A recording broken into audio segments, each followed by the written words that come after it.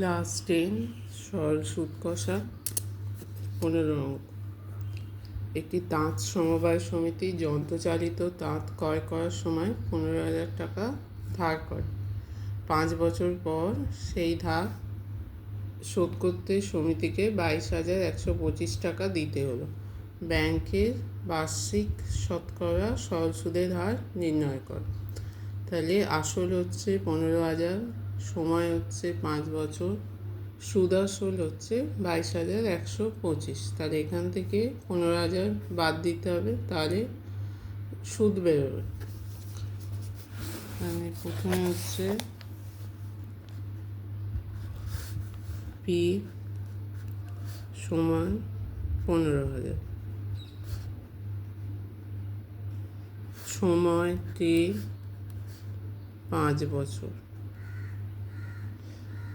সুদ আই সমান হচ্ছে 22,125 মাইনাস 15,000 সমান হচ্ছে 7,125। সুদের হার আর সমান হচ্ছে কত?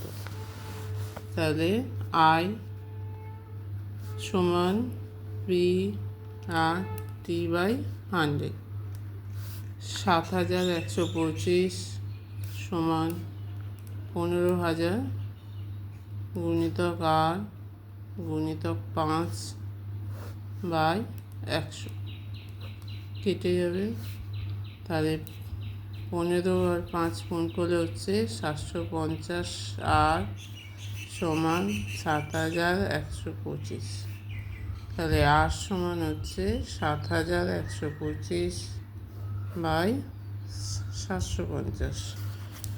এটা কেটে গেলে হবে 5 দিয়ে কাটবে, 15 5 দিয়ে কাটলে হচ্ছে 14, 2, 5, 5 দিয়ে কাটলে হচ্ছে 30, 5 দিয়ে কাটলে হবে 2, 8, 5, 5 দিয়ে কাটলে হবে 6, 5 দিয়ে কাটলে 5, 25, 35, 57, 3 দিয়ে কাটলে হবে 2, 19। তাহলে 19/2% বা 9.1/2%। সুদের হার হচ্ছে 9.1/2%।